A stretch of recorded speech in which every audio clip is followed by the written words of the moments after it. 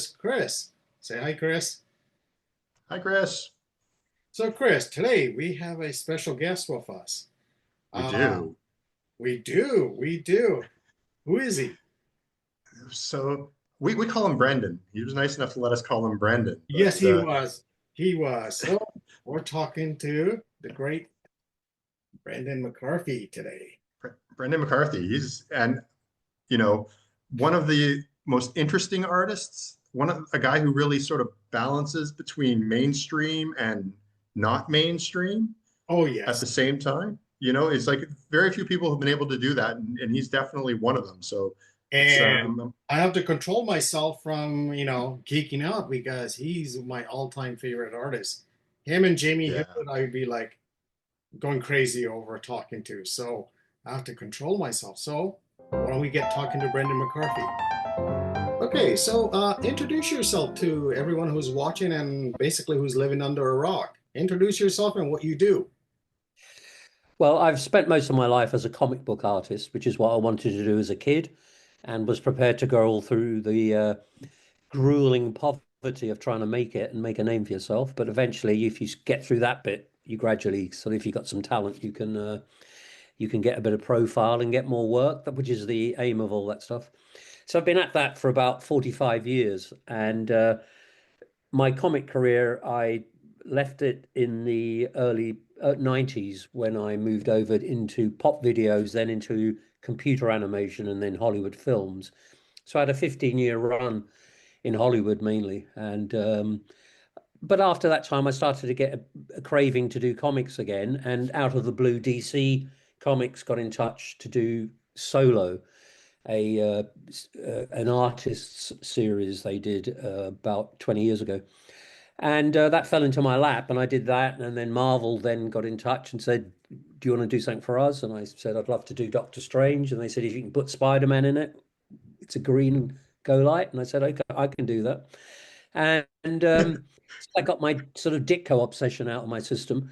And I've just been doing my own creator-owned stuff and a few non-stuff, just, gigging comic jobs. Sometimes I like to do them where I don't have to worry about creating the stuff. I just take a known character like Judge Dredd and do a story about him. It's quite, it's just good fun and it hones your drawing skills. So that's been my basic I career guess trajectory.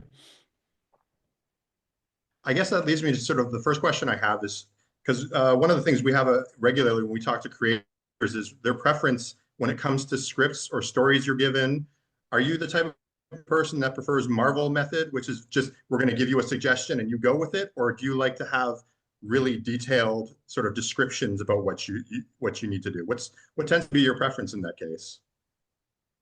Well, if I'm doing a job which is, for a publisher, work for hire, say, I do sometimes, like if you're drawing Spider-Man or whatever, that's going to be work for hire.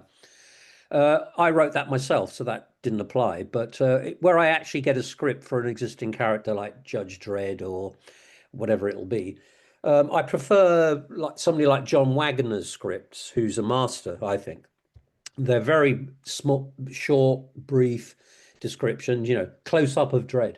He just lets the artist be the director, if you like, unless there's a specific thing I need to put in the panel as a plot device. Um, Other writers tend to produce sort of almost novels in their comic scripts, which I, I find off-putting because I just don't want to read that amount of stuff because I don't believe I'm here to illustrate the writer's script, at that level of detail. I'm here as, if you like, I'm the director of the piece. So how I want to do it and break up the panels, and if I can see a better way of doing it, I'm going to do that and ignore what the writer's done. Some writers can be very precious, and if anybody alters a comma in my script, they'll be hell to pay type stuff. Whereas I'm a bit more loose with it. I mean, I think, say somebody like Mark Miller has a good balance of, like, he moves the story along and he doesn't overwrite. He's quite minimalist in his writing, so he lets the show don't tell type of approach. Whereas another writer could be quite long-winded. So I prefer the short and to the point type of script. Well, that Okay. brings up Do you write oh, sorry. scripts for your own work as well? Well, when I'm writing for me, I don't need to put in giant descriptions of everything because I'm going to do it myself. So, obviously I have to write it for an editor. So I'm sort of adding a bit more than I would need just so that it makes sense in the read for an editor to Mm. read it. But if it's something that I've created, I'm writing and I'm drawing, then different rules apply. And plus, I change the script massively when I'm drawing it, and cut out scenes that I realize I don't need, or so when I'm in control of the whole thing, I can do whatever I like to it, Just let your and I don't have a imagination lot. flow. I think Yeah, that exactly. My work tends towards imaginative, yes. and and often I find writers can have imaginations that are quite cliched. So I have to disrupt that because I mean, I'm part of the war against cliche. I'm looking for something different, original that I haven't seen before, or a sequel. Your thinking brings up what I read about Jack Kirby. He thinks that, I think he had that same creative process also, where he just like, you know, put it out on a page, use my imagination. Yeah, I mean, Kirby, I think, suffered in the writing in his 70s work when he was writing it himself. I do think what he did with Stan Lee was, Fantastic Four, all that stuff was very good. Although we knew Kirby was inventing many of the concepts, etc., and was unfairly credited. I mean, that was something I did in my early career, was I'd give the writer the full credit when I had in fact invented the character, written the story, created all the side characters, worked out sequences, and then I'd give to a scriptwriter. I'd say, okay, let's go partners on this. You take 50%. They generally get the first credit, and people assume the writer invented everything. So it Yeah. actually worked. It kind of worked against me earlier in my career, and then later on, I copped onto it and realized, inventing the character, the story, everything is actually writing. So I'd recommend writers, artists, if they want to hire a writer, to make sure they get all that stuff sorted out first. And that brings up your question, Chris. We were talking about Fury Road. Hmm. That's leads into that question perfectly. What's the question? Yeah. So like, so basically in the film world, do you sort of follow the same thing? Are you into somebody that you want to see a script and then do concept drawings? Or do Depends. you like the idea of being there early on when it's like, as Fury Yeah. Road would be, it's like Yes. so like, I work best right at the front of a movie, which is uh, where you're looking for ideas, new concept, things that are different, that are going to energize the thing and continue. And that stuff you put down at the beginning has to be strong enough to sustain itself through years of production and editing and all that stuff to get the final end result. So with Fury Road, that was the one I was most involved with sort of right at the front. Where there's a basic idea, and then you don't have any characters, you haven't got any crazy vehicles, you don't know what anything looks like. So coming out of comics, when I worked with George Miller, it was like a dream for him because not only could I move the story along and come up with good story moments, I could also say, and it looks like this, and do a drawing on a whiteboard and say, nail, I don't know, the buzzards, the polecats, the canyon riders, all that sort of stuff. There are things I invented as I went along. So not only could I invent them, I could draw them and say they look like this. And a lot of those designs stayed all the way through the movie, because in a way they can't look any other way. You know, the mm, production designer comes along and refines it, which is great, and then makes it work practically. Like to make the polecats, those guys on the poles in Fury Road work properly. It turned out they need to cantilever steel pipes rather than have bendy. We thought we could get away with bendy some kind of steel that would bend, but we couldn't get.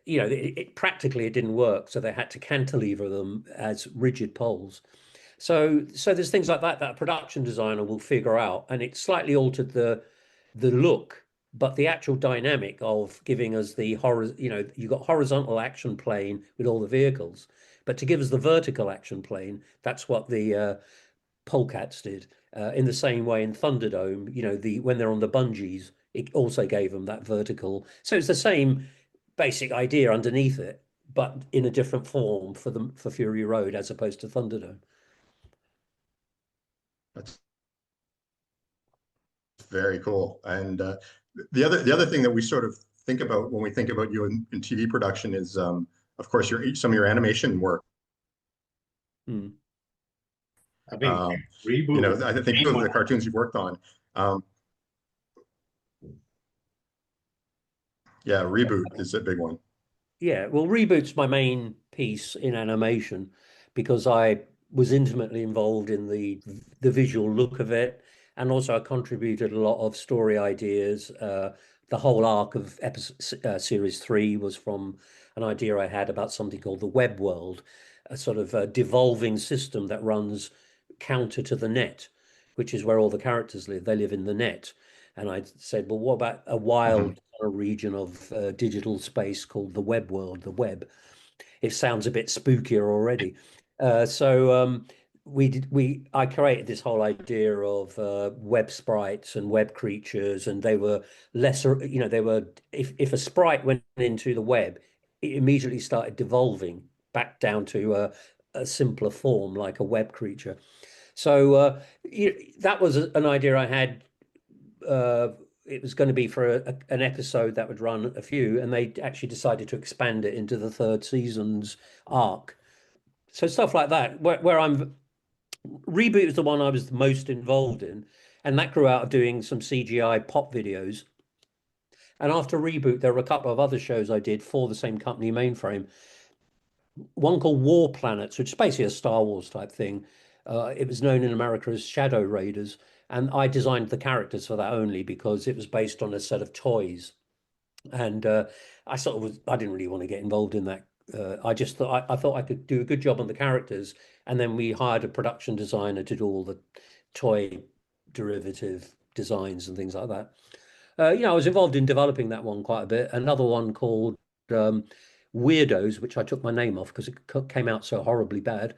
And I also developed about 4 or 5 TV shows that never got made when I was at Mhm. Mainframe. At the time, Mainframe and Pixar were the two leading CGI companies, and then eventually Mainframe lost their ground because DreamWorks happened, and then suddenly everybody was creating digital CGI animation companies. Mainframe was But Canadian, if I sorry, remember. Yeah. what's that? Mainframe was Canadian, if I remember, Vancouver based, right? Correct. Yeah, yeah, Yeah. yeah. Oh yes, and yeah, I mean John Lasseter down at Pixar was acutely aware of that we were doing half an hour every 10 weeks of reboot for $450 per half hour, 450,000. Whereas Pixar had like 30 million to chuck on, or even more. I think more actually for Toy Story. But if you look at the difference between Toy Story and say reboot about season 2, when we got the stride going. Um, uh, I mean, the difference in budget is vast, but the difference in quality isn't that as vast. I mean, Mhm. we were getting a high quality off a low budget, and apparently John Lasseter was ripping his hair out, thinking, "How's a bunch of farmers in Vancouver doing this every week?"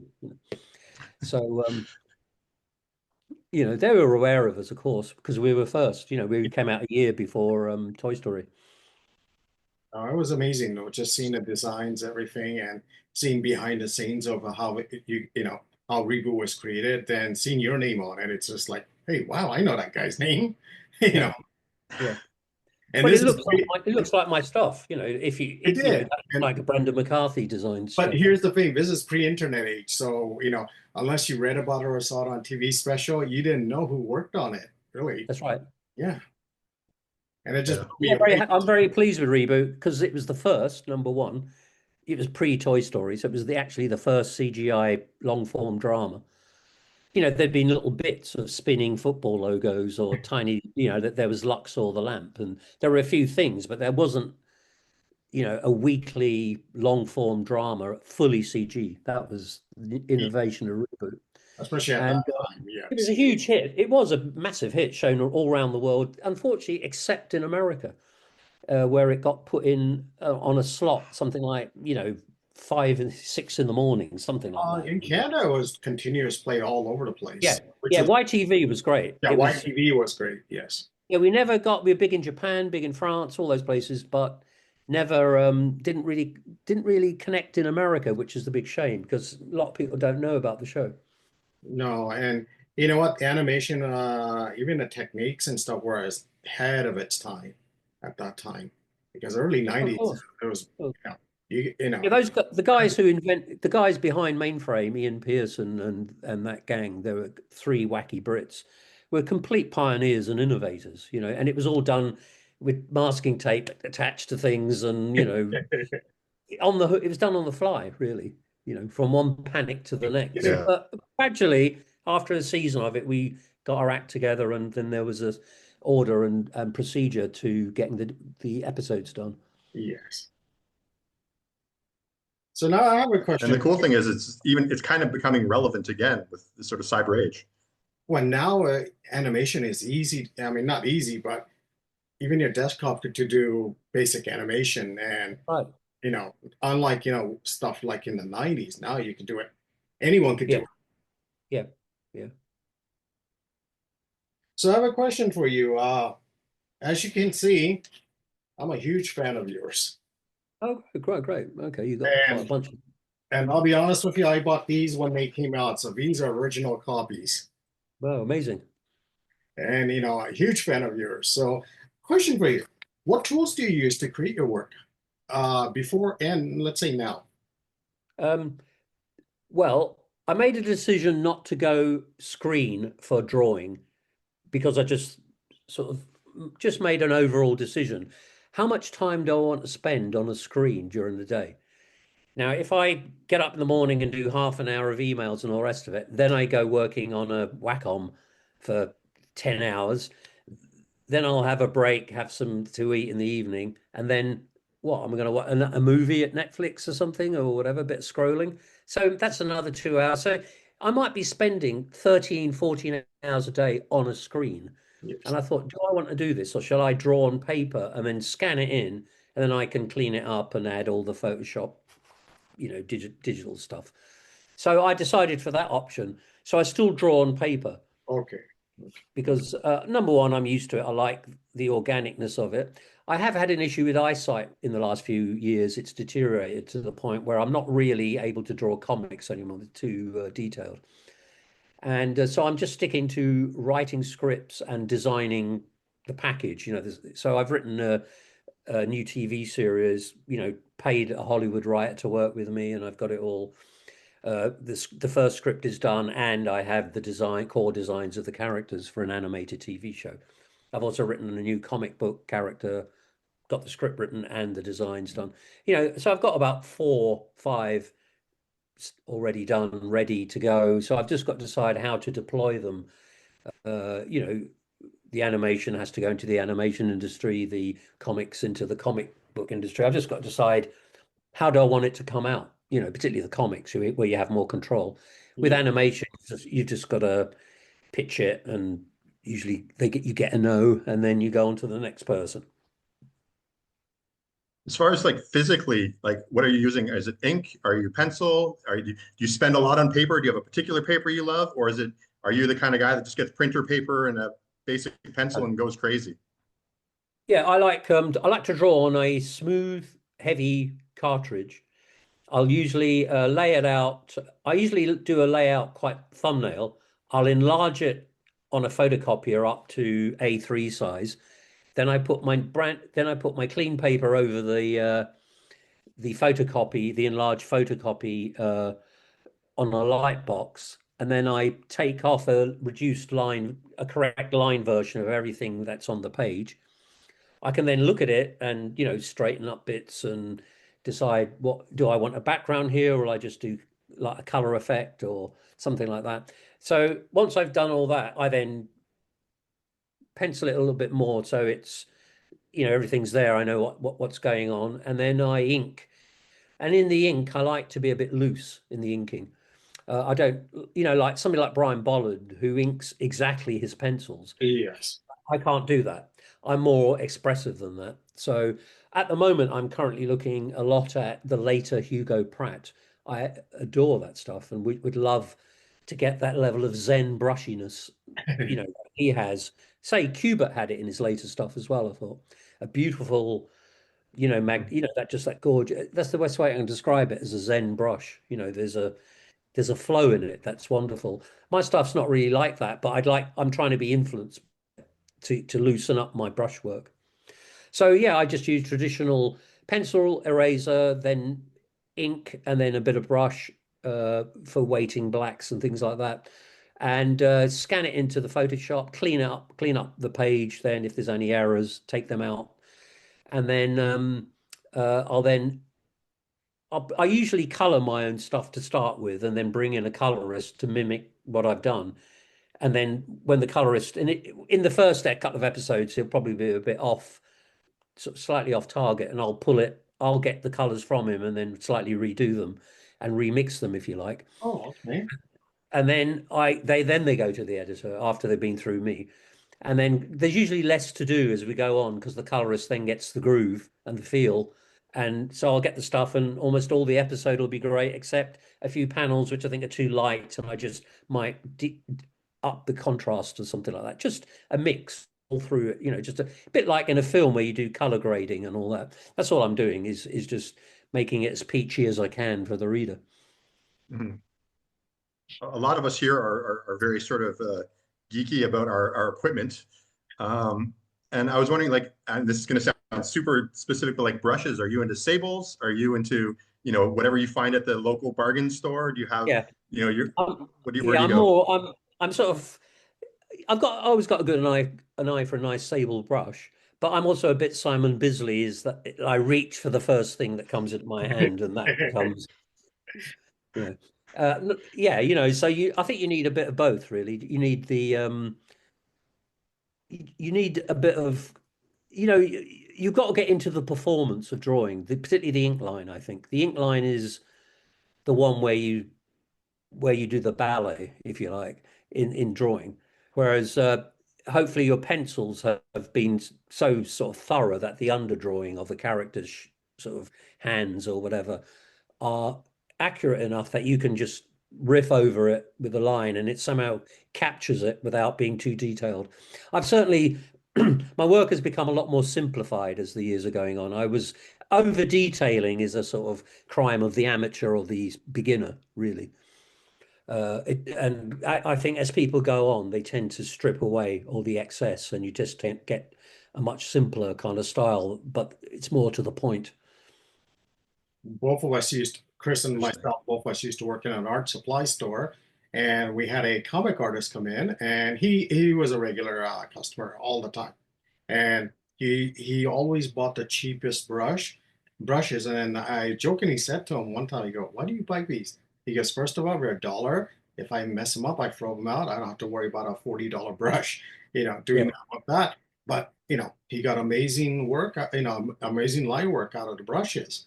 That's why we yeah. tend to ask that question, because the old school thinking is you have to ink with a sable brush, you have to ink with a sable brush, and to be honest, younger guys like all of us, we want to try anything that's out there.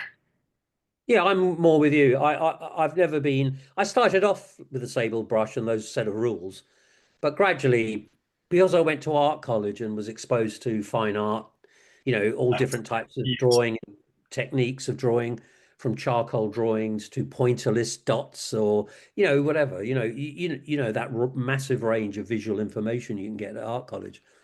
So I was dying to try that stuff in comics, because I was thinking, comics are ripe open for loads of new techniques, and you saw a bit of it in Bill Sinkovic's. Yes, He yes. did a bit of that. There was another guy who burnt briefly for a while. What was his name? Can't remember his name now. And yeah, he was good. Uh, and I, of course, myself, Dave McKean, I think is a Yes. genius. Really. I think I will say Dave McKean is the best British comic book artist and currently alive. and not to say anything, not to, I'm gonna geek out. For me, when I first saw your work, like I mean, these two are this is one of my favorite books, and Right. seeing your work, it blew me away because all of your work, it's the line work, the coloring, everything. It's just like, wow, this guy's amazing because, you look, I mean, you have Bill Sienkiewicz, you at that time you had Kent Williams and all those guys coming up. Mm. Your Mm. work was just out there. It was just different.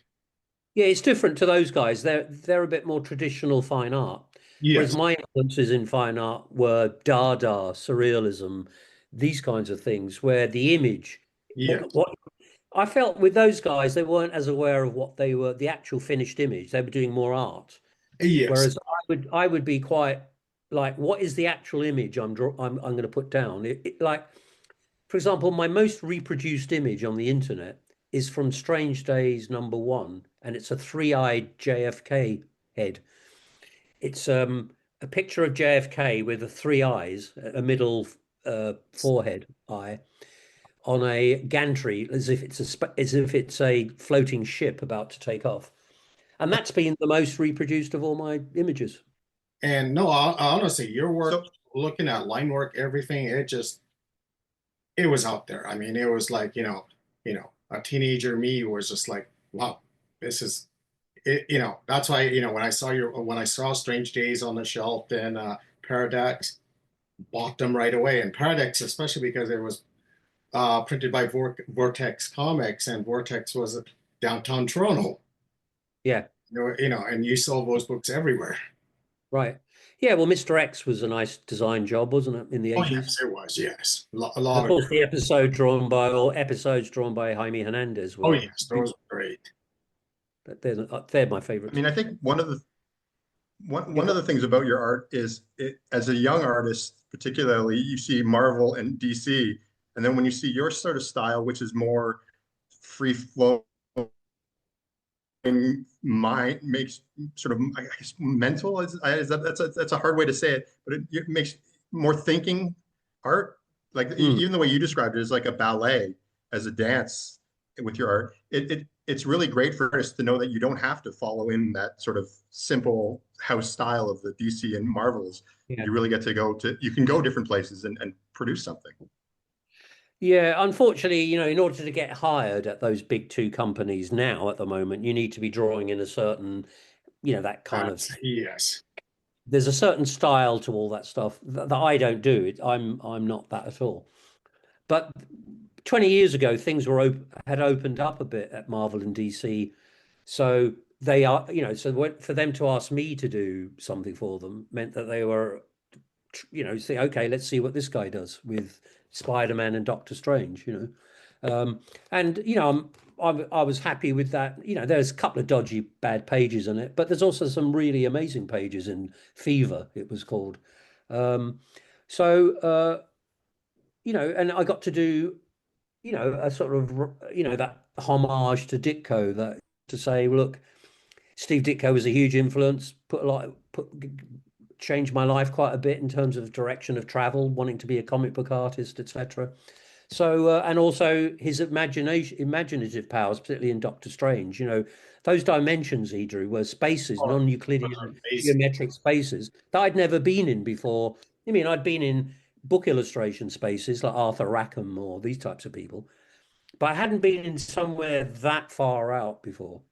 And that had some weird geographic structure to it, but it was non-Euclidean. So you had impossible shapes and impossible geometric forms leading into each other. So I liked that Ditko was playing around with all that stuff.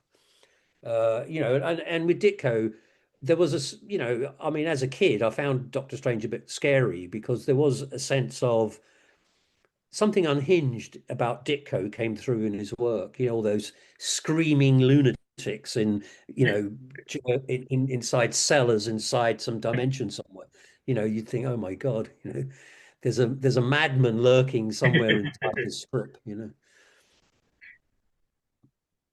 Now, one question: when you're doing your creating your work, do you listen to any music, or do you have a background movie playing? Yeah. What do you listen to? Well, also for anybody watching who's a creator, the, the biggest strain in my work, which makes it slightly different to other people's, but there is a lineage of people that I'm in, is the influence of music. I mean, music is as big an influence on my work as cinema. At the moment in comics, it's all cinema. Everybody's aping cinematic tropes so that hopefully a studio picks their project up and they make $1 million or something, right? So that's the the cinematic comic is now pretty much the norm. We don't get our stories so much from literature anymore. We get them from games and other movies and TV. So that's now the norm of storytelling. And I think video games are influencing narrative a lot more now.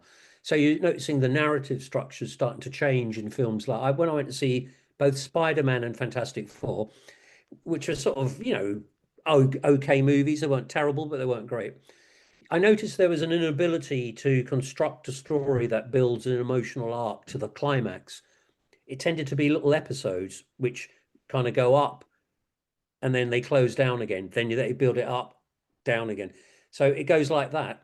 And there isn't really that giant big, like if you look at a film like Braveheart, it'll build right up to the big battles, and the battles also express emotion. And then at the end, when he's killed, it's a tragic ending.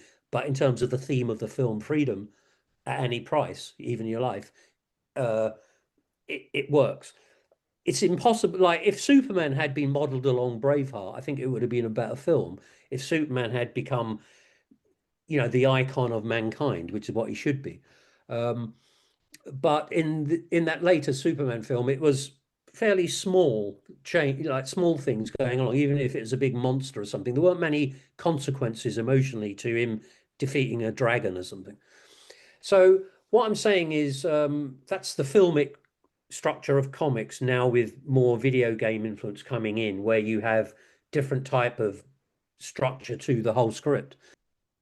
All right, yeah, just to say that a big influence on how I structure comics, how I think about them, is music. There are not that many of us coming from this angle in the industry, but after my stuff, you got Jamie Hewlett, uh, Tank Yeah. Girl and Gorillas, all that stuff. Jamie was the biggest one influenced by my stuff visually, and then you got Grant Morrison, people like that, who were using the kind of surrealist hipster kind of approach I was doing in Doom Patrol in particular, and that kind of concept. So what the influence of music is, if I listen to a song, I pay attention to its structure. So you might have, uh, verse, chorus, instrumental break, verse, chorus, chorus, chorus, fade. Say for example, that's the structure of a song.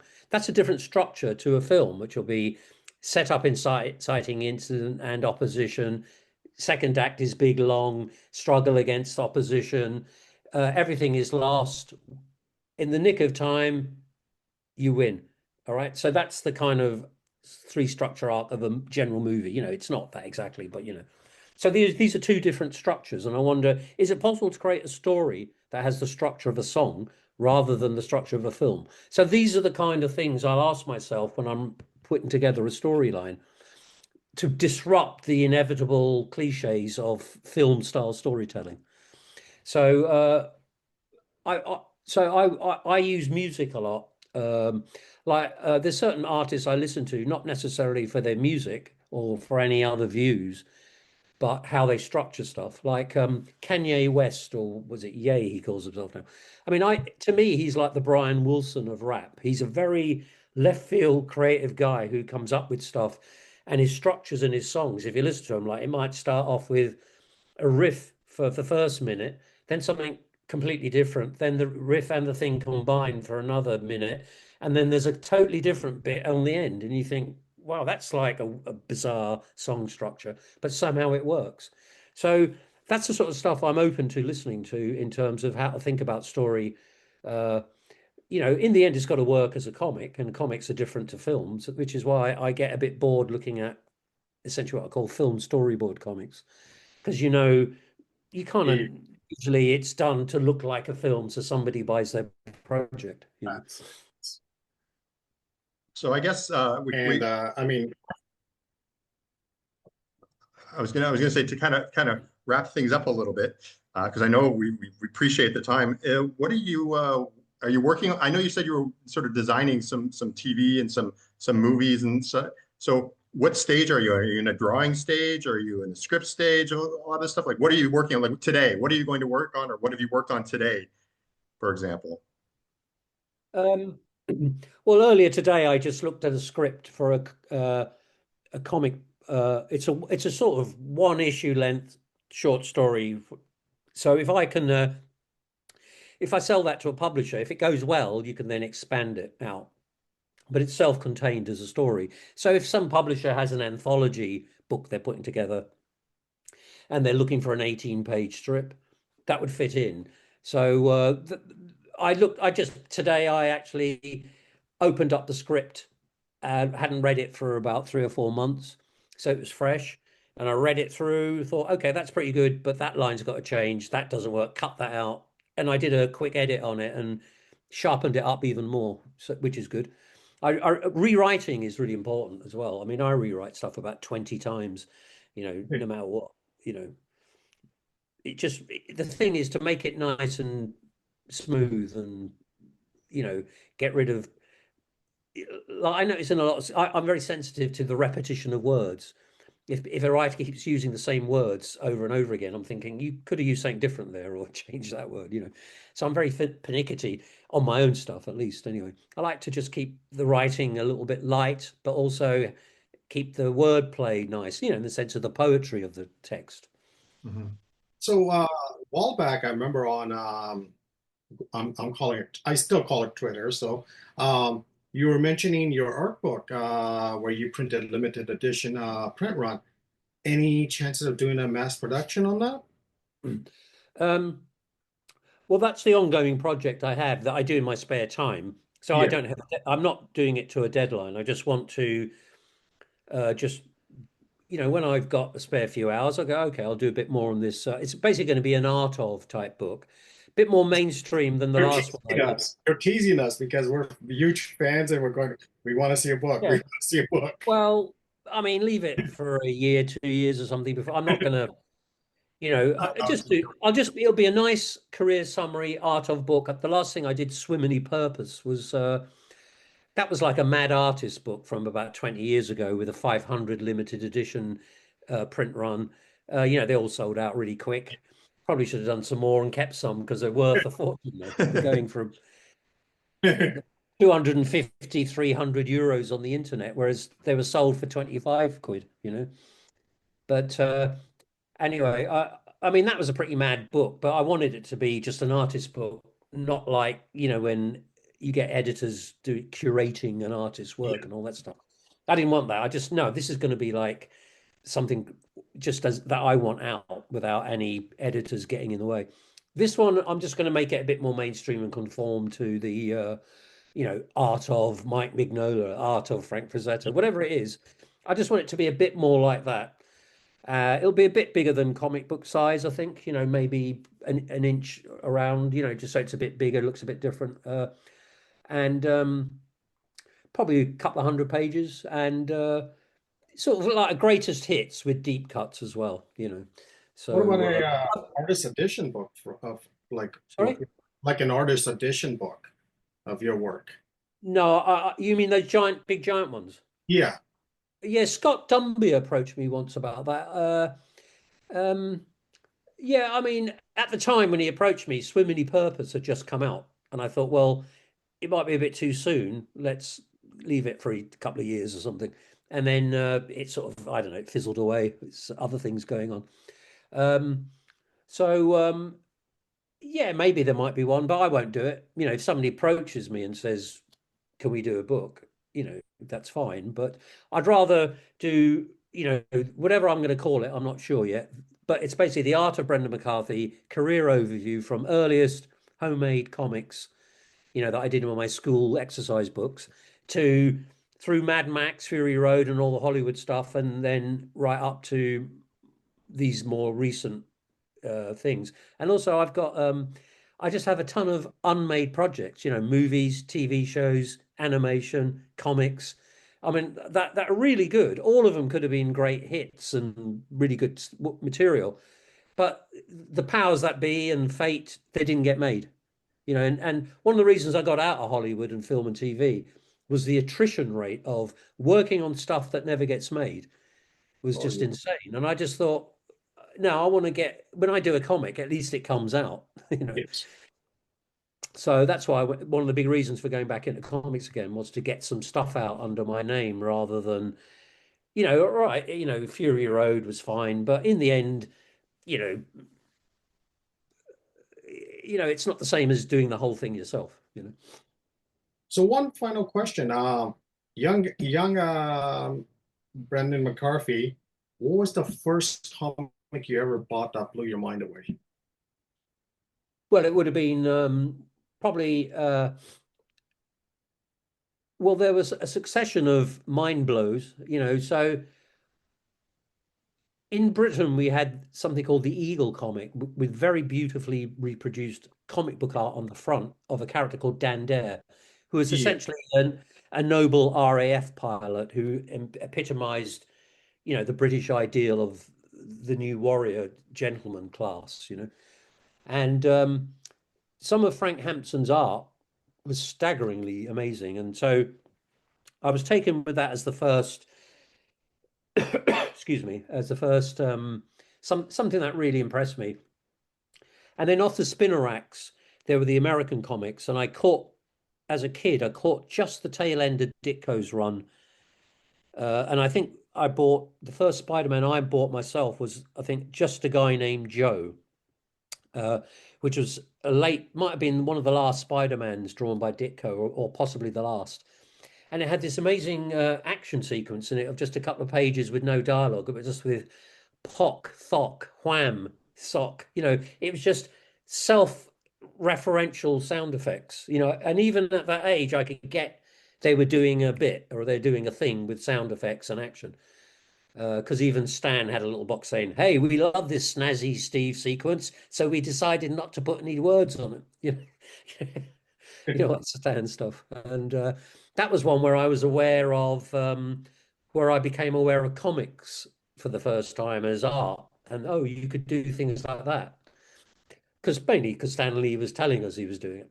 And then so a lot of the also then the Kirby Fantastic Four, particularly because of all the vistas, the imaginative vistas, I think, in the Marvel stuff, Subatomica or the Negative Zone with Kirby, and the dimensions, magic dimensions of Ditko.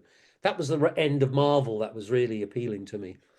Um, I mean, I didn't have much interest in Sergeant Fury and his Howling Commandos. Stuff like that wasn't of interest to me. Two Gun Kid, any of that stuff didn't care about it. The far out Kirby Ditko stuff was really where I was at, and had a huge influence on me. And then so they were that was the sort of earlier formation. Then you get things like there's certain seminal works that come along, like Rank Xerox by Liberatori was a big one on me, as well as The Long Tomorrow by Mobius, which sort of broke European art. Kind of came out, you know, it was just slightly before the Dark Knight Watchmen era, and that was a huge, massive thing. Also, I put in a word for as a teenager when I'm starting to formulate, I want to be a comic book artist. Barry Smith's Conan, the Frost Giant's Daughter, and then a later strip called Red Nails. Those two were really intense for me. I really studied. I mean, I studied that stuff like, you know, anything. So yeah, then Liberatory, Mobius. Image didn't interest me at all, and then I thought Brian Hitch and Mark Miller's Ultimates. You know, those that kind of cinematic bodies in motion and the you know the epicness of it. I thought that was great. They sort of reinvented and breathed new life into the superhero stuff.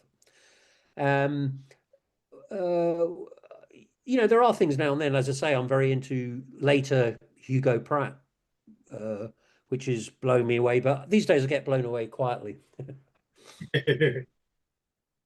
Well, we Well, just want to thank no, you a lot for being on and sharing this and answering our geeky and sort of very specific questions about art supplies. It was yeah, and I hope we really didn't geek you out too much by, you know, you know, asking you too many questions there.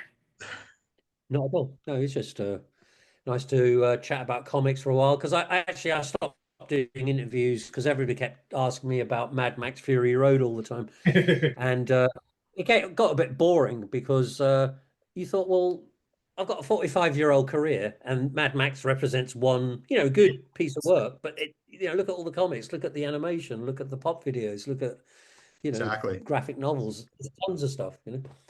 I think that's why So we're particularly looking forward to your book, because I think us in the area we're in, we're like super keen on the idea of seeing like what led you to the work that we love that you create, even yeah, throughout, and the evolution. Because for us as artists, and even we have a lot of younger artists that watch us, and they're looking to sort of yeah, see how the different trails go. And we notice everybody has their own route, and it's always interesting when somebody can yeah. produce a book like with your sort of years of background.